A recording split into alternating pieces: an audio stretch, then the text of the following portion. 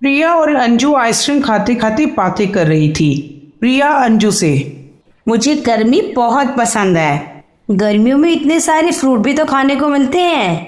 क्या कहा, तेरा भी फेवरेट सीजन गर्मी है? आइसक्रीम बेचने वाला बिरजू वहीं पर खड़ा होकर उन दोनों की बातें सुन रहा था। उसने प्रिया से कहा, बिटिया, तुम्हें गर्मी का सीजन इसलिए अच्छा लगता है क्योंकि तुम्हारे घर में एसी लगा हुआ है। उनसे पूछो जिनको सारा दिन धूप में काम करना पड़ता है और उनके घर में एसी भी नहीं होता। मुझे क्या जरूरत है पूछने की, तुम अपने काम से मतलब रखो। भैया, हमारे घर में भी एसी है और स्कूल में भी एसी है। अच्छा बिटिया, फिर तो अच्छी तरह से पढ़ाई करते होगे। उधर देखो, मेरा बेटा गर्मी के कारण पढ़ाई नहीं कर पा रहा, कितना पसीना आ रहा है उसे। बिरजू की दुख भरी कहानी सुनने का टाइम नहीं था प्रिया और अंजू के पास, इसलिए वे दोनों वहां से चली जाती हैं। बिरजू भी आइसक्रीम बेचकर चला गया। घर पहुंचते पहुंचते शाम हो जाती है। उसने देखा उसका बेटा बाहर बैठा हुआ है और उसे देखकर बिरजू बोला, क्या हुआ बेटा, बाहर क्यों बैठे हो? पापा, बिजली नहीं है। अच्छा, कोई बात नहीं, अभी थोड़ी देर में आ जाएगी। तभी बिरजू की बीवी कमला बाहर आई और कहा, नहीं आएगी बिजली, क्योंकि वो लोग बिजली की तार काट गए हैं। आपने बिजली का बिल नहीं जमा किया ना? बिरजू चिंता में पड़ गया और सोचने लगा, हम तो बिजली की बिना गुजारा कर लेंगे, लेकिन शाम पढ़ाई कैसे करेगा? शाम एक सरकारी स्कूल में पढ़ता है। वहाँ एक टीचर थी मानसी, जिसे गरीब बच्चों को पढ़ाने का बहुत शौक था। काफी बच्चे स्कूल को छोड़कर चले गए थे, बस थोड़े से गिने चुने बच्चों को ही मानसी पढ़ाती थी। अगले दिन शाम जब स्कूल पहुंचा तो उसने देखा स्कूल में भी बिजली नहीं है। मानसी मैडम और बच्चे सब गर्मी से बेहाल हो रहे थे। राम अपनी क्लास में जाकर बैठता है। गुड मॉर्निंग बच्चों। मैडम जी, गर्मी के मारे हालत बहुत खराब हो गई है। वो तो है बच्चों, लेकिन हमें तो पढ़ाई करनी है ना। मीरा नाम की एक लड़की उस स्कूल में पढ़ती थी। उसने कहा, मैडम जी, पढ़ाई तो करनी है, लेकिन इतनी गर्मी में पढ़ेंगे कैसे? बहुत परेशानी होती है। मानसी भी क्या करती, इस स्कूल में पढ़ाने के लिए उसे सरकार जितनी तनख्वाह देती थी वो सारे पैसे इन्हीं बच्चों पर खर्च कर देती थी। कभी किताब लेकर दे देती, तो कभी ड्रेस ले लेती, तो कभी किसी को जूते ले देती। इससे ज्यादा एक अकेला इंसान क्या कर सकता था। इसके बाद बच्चों ने पढ़ाई शुरू की। बच्चे पसीने पसीने हो गए।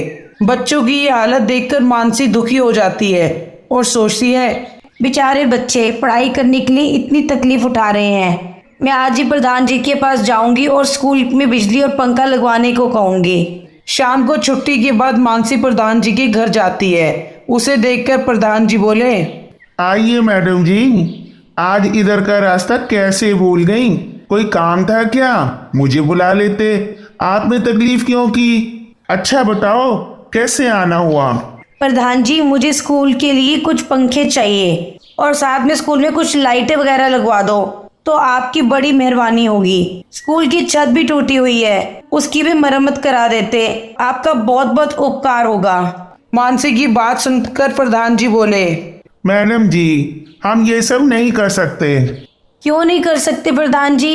ये आपका ही गांव है, यहाँ का स्कूल आपका ही है। अगर बच्चे यहाँ से पढ़कर निकलेंगे तो आपके गांव का ही नाम रोशन होगा। नहीं, ये स्कूल मेरा नहीं है, वह तो सरकार का स्कूल है। मेरा स्कूल तो वो प्राइवेट वाला है, जहाँ पे अमीर लोगों के बच्चे पढ़ते हैं। वैसे भी कुछ ही दिनों में सरकार इस टूटे फूटे स्कूल को बंद कर देगी।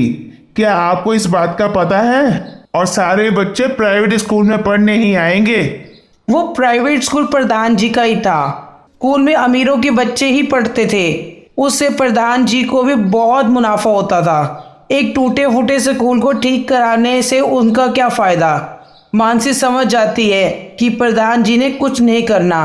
वे वहां से चली जाती है। अगले दिन एक सरकारी ऑफिसर एक नोटिस लेकर गरीबों के स्कूल के बाहर आया और उसने मानसी मैडम को कहा, मैडम जी, हमने स्कूल बंद करने के बारे में सोचा है। यहाँ पढ़ाई तो होती नहीं है, फालतू में आपको मैं सैलरी देनी पड़ती है। उनकी बातें सुनकर मानसी बोली, ये क्या कह रहे हैं आप ऑफिसर?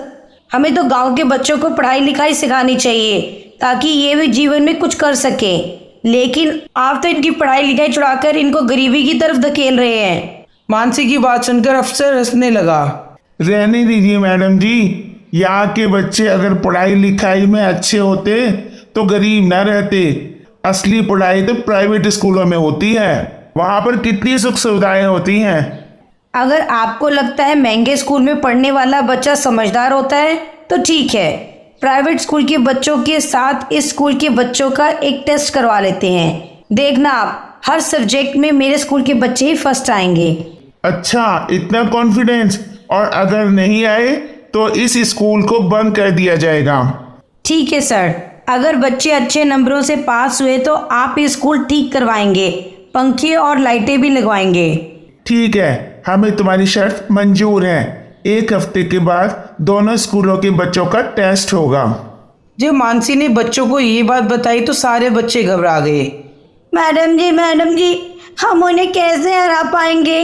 वो हमसे बहुत आगे हैं, वहाँ की पढ़ाई लिखाई भी बहुत अच्छी है। मैडम जी, हम उन्हें कैसे हरा पाएंगे? देखो बच्चों, ये स्कूल तो वैसे ही बंद हो रहा है, लेकिन भगवान ने हमें एक मौका दिया है, हमें उसका फायदा उठाना चाहिए। ये सोचो, अगर तुम जीत गए तो तुम्हारा स्कूल भी नया बन जाएगा और उन बच्चों के आगे तुम्हारी इमेज भी बन जाएगी। फिक्र मत करो, भगवान हमारे साथ है और हम ही जीतेंगे। सभी बच्चे मन लगाकर पढ़ने लगे।